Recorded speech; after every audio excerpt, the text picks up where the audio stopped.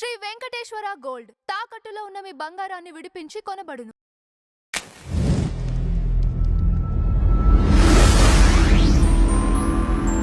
Sir, Chiranjeevi గారి సతీమణి సురేఖ గారికి యాదగిరిగుట్ట బోర్డు మెంబర్గా ఇస్తే దాంట్లో కూడా ప్రాంతీయవాదం తీసుకొచ్చి ఆంధ్ర వాళ్ళకి ఎందుకు ఇచ్చారు ఆ పోస్ట్ అని స్టేట్మెంట్లు ఇవ్వడం ఎంతవరకు కరెక్ట్ సార్? దీనిపైన మీ అభిప్రాయం ఏంటి? అంటే చిరంజీవి గారు ఆయన హైదరాబాద్లోనే ఉంటున్నాడు.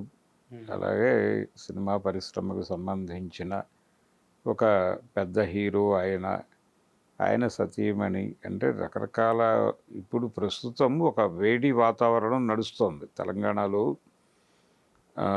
అది పర్టికులర్గా ప్రధానమంత్రి గారు వచ్చి వెళ్ళినప్పటి నుంచి ఇక్కడ నడుస్తున్నటువంటి వ్యవహారాలు, ఆ వ్యవహారాల క్రమంలో ఈ సంఘటన కూడా దొర్లింది. అంటే ఇది మొదట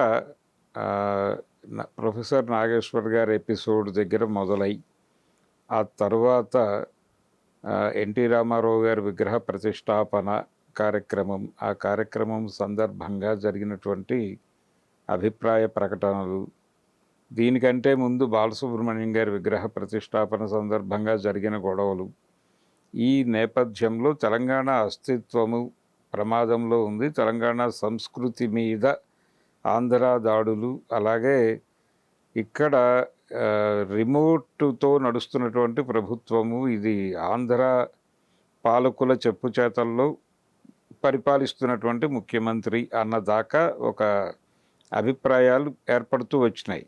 ఈ క్రమంలోనే అంటే ఎన్టీఆర్ విగ్రహ ప్రతిష్టాపన సందర్భంగా ఈ విమర్శ వచ్చింది స్ట్రైట్గా సీఎం మీద. వచ్చినప్పుడు దాన్ని కడుక్కోవడానికి ఆయన పవన్ కళ్యాణ్ గారి సభకి అనుమతి ఇవ్వకపోవడం, అలాగే కాంగ్రెస్ పార్టీ మంత్రులందరూ పవన్ కళ్యాణ్ మీద దాడి చేయటం, పవన్ కళ్యాణ్ ఎదురు దాడి చేయటం, ఇంట్లో ప్రెస్ మీట్ పెట్టి ఆయన ధోరణిలో ఆయన మాట్లాడటం, ఈ గొడవలన్నీ జరిగినాయి. ఇలా నెమ్మదిగా ఇక్కడ వాతావరణం వేడెక్కి ఉంది. పర్టికులర్గా తెలంగాణ అస్తిత్వవాదము అనేది మళ్ళీ మరొకసారి చర్చకు రావటం మాత్రమే కాదు, రోజువారీ రౌండ్ టేబుల్ సమావేశాలు జరుగుతున్నాయి. అందులో భాగమే ఇడుపు కాగితం గొడవ కావచ్చు, అలాగే తెలంగాణలోకి వచ్చి ఆంధ్ర పోలీసులు 2 జర్నలిస్టులను అరెస్ట్ చేసి తీసుకెళ్ళటం కావచ్చు. ఈ క్రమంలో తెలంగాణ అస్తిత్వవాదము అనేది కొంచెం ఎక్కువ చర్చకి దారితీసి నడుస్తోంది. ఈ నడుస్తున్న టైంలో ఏ చిన్న విషయం కనిపించినా అది భూతద్దంలోకి వెడుతుంది.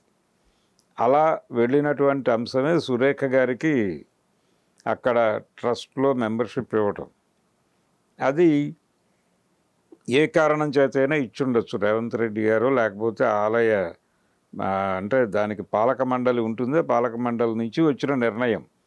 ఈ నిర్ణయాలలో ఇది ఈ తెలంగాణ అస్తిత్వవాదము అనేది నడుస్తున్నటువంటి ఈ గొడవ నడుస్తున్నటువంటి ఏరియాలో వాళ్ళకి కనెక్ట్ అయ్యి ఇమ్మీడియట్గా దాని మీద కూడా సోషల్ మీడియాలో వాళ్ళ పద్ధతిలో వాళ్ళు రియాక్ట్ అవ్వడం మొదలుపెట్టారు. ఆవిడ గుడికి వెళ్ళారా, ఎప్పుడైనా తెలుసా, అసలు తిరుమలకి వెళ్ళేవాళ్ళు ఉంటారు కానీ ఇక్కడికి వెళ్ళేవాళ్ళు తక్కువ ఉంటారు, ఆంధ్ర ప్రాంతం వాళ్ళు కానీ తెలంగాణ ప్రాంతం వాళ్ళు కానీ. యాదగిరిగుట్టకి సంబంధించిన పాలక మండలిలు ఆవిడకి బాధ్యతలు ఇవ్వటం అనేది ఎంతవరకు కరెక్టు అనే దాని మీద చర్చ జరగడానికి కారణం తెలంగాణ అస్తిత్వవాదం అనేది ఎజెండా అంశంగా మారి ఉండటం వలన మామూలు వాతావరణంలో ఈ చర్చ వచ్చి ఉండకపోయేది. అప్పుడు పాజిటివ్గానే వెళ్ళుండేవాళ్ళు. కానీ ఇప్పుడు ప్రత్యేక పరిస్థితులు ఉన్నాయి.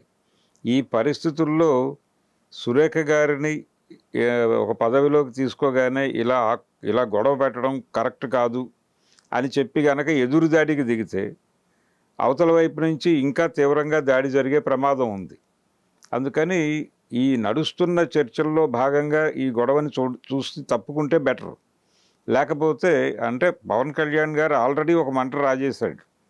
ఆయన ఏమంటాడు, ఈ ప్రత్యేక వాదం అంటే ప్రత్యేక తెలంగాణ కావచ్చు, అస్తిత్వవాదాలు ఇవన్నీ కూడా ఉగ్రవాదంగా మారటానికి ఒక ముందు జరిగేటువంటి సన్నాహాలు అన్న ధోరణిలో మాట్లాడాడు ఆయన. ప్రాంతీయవాదము = ఉగ్రవాదము అని చెప్పి ఓ సిద్ధాంతం చేశాడు ఆయన. ఇది చాలా గాయపరిచింది. అంటే తెలంగాణ అస్తిత్వాన్ని నమ్ముకుని మాట్లాడుతున్న వాళ్ళని గాయపరిచింది. అక్కడి నుంచి ఆ మంటలో ఆ మంట వెలుగులో సురేఖ గారు కనిపించారు. ఇప్పుడు కనిపించటం అనేది గుర్తించాలి ముందు. గుర్తించి ఇప్పుడు అనవసరంగా దీని మీద దాడికి దిగితే, ఎదురు దాడికి దిగితే గొడవ పెరగటం తప్ప తగ్గదు. అది పెరగటం అనేది ఒక పొలిటికల్ పార్టీకి అవసరం. ఇక్కడ ఈ గొడవ ఎంతకాలం సాగితే, ఎన్నికలు దగ్గరకు వస్తున్నాయి, జిహెచ్ఎంసీ ఎలక్షన్ వస్తుంది, తర్వాత నెమ్మదిగా ఒక సాధారణ ఎన్నికలకి రంగం సిద్ధమవుతున్నటువంటి టైము. ఈ టైంలో ఈ మంట ఇలా ఎన్నికల వరకు మండాలి, అసెంబ్లీ ఎన్నికల వరకు ఈ మంట మండుతూ ఉంటే ఈ మంట మీదుగా మనం అధికారంలోకి వచ్చేయగలము అనే వ్యూహంతో ఒక పొలిటికల్ పార్టీ బీఆర్ఎస్ ఉంది. ఆ ఉన్న టైంలో ఈ మంటని పెంచుకుంటూ వెళ్ళటం అవుతుంది ఎదురుదాడికి దిగితే.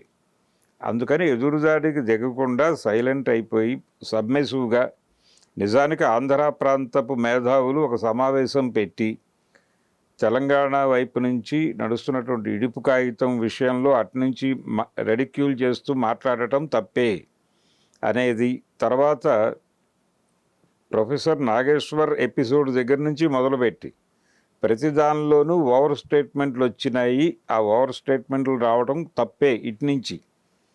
అలాగే ఇటునుంచి మాట్లాడటం వలన అటునుంచి మాట్లాడటానికి అవకాశం దొరుకుతోంది. అందుకని ఇరువైపుల నుంచి మాట్లాపేసి ఒక స్నేహపూరిత వాతావరణం కల్పించుకోవటానికి ఏం చేయగలమో కలిసి కూర్చుని ఆలోచించుకుందామని ఒక ప్రతిపాదన ఆంధ్ర మేధావుల నుంచి విజయవాడ ప్రెస్ క్లబ్ వేదికగా ఒక డైలాగ్ వస్తే అప్పుడు సమస్య పరిష్కారం కావడానికి ఒక ప్రాతిపదిక దొరుకుతుంది. దానికోసం ప్రయత్నం చేయాలి తప్ప ఇప్పుడు సురేఖ గారికి ఏదో పదవి ఇచ్చారు, దాని మీద ఎదురుదాడి చేద్దాం. వాళ్ళు దాడి చేసిన మాట వాస్తవమే. దానికి ఎదురుదాడి చేయటం వలన ఏంటంటే ఇది ఇంకా కొనసాగుతుంది. ఇది ఏ ఉపయోగం ఉండదు. దీనివల్ల జనాలకు ఉపయోగం ఏమి ఉండదు. రాజకీయాలకి ఉపయోగపడుతుంది అంతే ఈ మంట రాజేయటం అనేది. ఈ వాతావరణం ఉంది కాబట్టే ఇది ఇష్యూ అయింది, లేకపోతే అయి ఉండేది కాదు అనే దీంతోనే వ్యవహరించాలి. టిటిడి బోర్డులో కూడా తెలంగాణ వాళ్ళు ఉన్నారు. దీంతో దాన్ని ఇష్యూ చేసి దీంతో లింక్ చేసి మాట్లాడటం కూడా ఇబ్బందికరమైన పరిస్థితి. అందుకని ఇలాంటి సెన్సిటివ్ విషయాలని రచ్చ చేయకుండా వదిలిపెట్టడం అంత సుఖం ఇంకోటి ఉండదు.